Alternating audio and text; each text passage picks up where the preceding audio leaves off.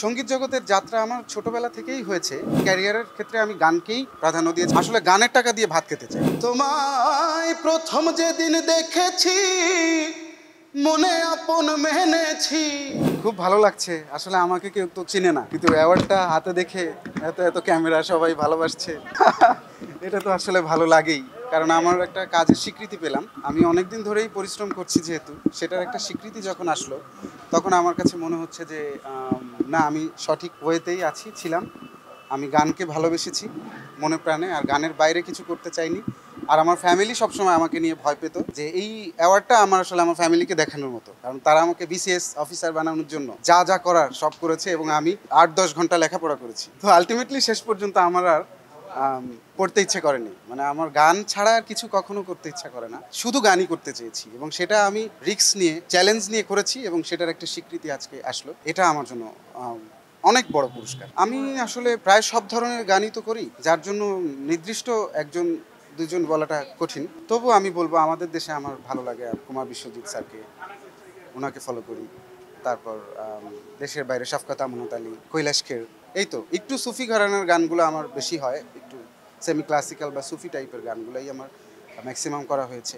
তো সেজন্য হয়তো আমি লোকগানে এজন্য হয়তো পেলাম, কারণ লোকগান সুফি গানের তো একটা একই গন্ধের। এই জার্নি বলতে আমি অনেকগুলো সিনেমাতেই গান করেছি, খুব বেশিও না, আবার 2-3টি সিনেমাতে মাত্র গান করা। এর মধ্যে উল্লেখযোগ্য আছে মৃধা বনাম মৃধা সিনেমাতে আমি গান করেছি। সেটা আমি খুব ভালো একটা সাড়া পেয়েছি। আমি সিনেমা হলে টানা সপ্তমবারের মতো বেস্ট টিস্যু পেপার ব্র্যান্ড হিসেবে স্বীকৃতি পেয়েছে বসুন্ধরা টিস্যু। আমার গান শুনে মানুষদের কাঁদতে দেখেছি, তো এটা আমার জন্য অনেক বড় একটি প্রাপ্তি। তো সিনেমার গানে আমি চাই ভবিষ্যতে সিনেমার গানটাই করতে। আমার মূল জায়গাটা আমি মনে করি, আমি স্বপ্ন দেখি আমি অনেক অনেক সিনেমায় গান গাবো, এটা আমি স্বপ্ন দেখি সবসময়। সঙ্গীত জগতের যাত্রা আমার ছোটবেলা থেকেই হয়েছে, কিন্তু যদি বলি প্রফেশনালি, সেটা 2017 সালে চ্যানেল আই সেরা কণ্ঠের মাধ্যমে আমার যাত্রাটা শুরু হয়েছে। না, পড়াশোনা ছেড়ে দেইনি। আমি জাহাঙ্গীরনগর ইউনিভার্সিটি থেকে আর্ট অ্যান্ড পারফরমেন্সে মাস্টার্সও করেছি। হ্যাঁ, তো আমি মানে কোনো চাকরি বা থাকে না যে গানের পাশাপাশি কিছু করা, এটা কখনো করতে চাইনি। ক্যারিয়ারের ক্ষেত্রে আমি গানকেই প্রাধান্য দিয়েছি। আমি আসলে গানের টাকা দিয়ে ভাত খেতে চাই, এটা আমার স্বপ্ন ছিল ছোটোবেলা থেকে।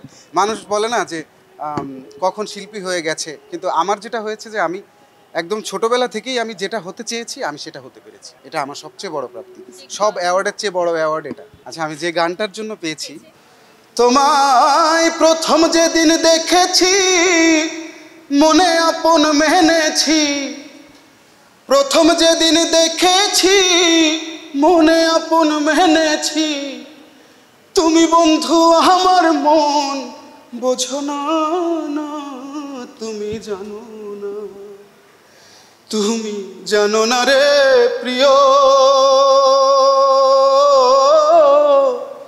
তুমি মোর জীবনে সাধনা, তুমি জানো না রে প্রিয়।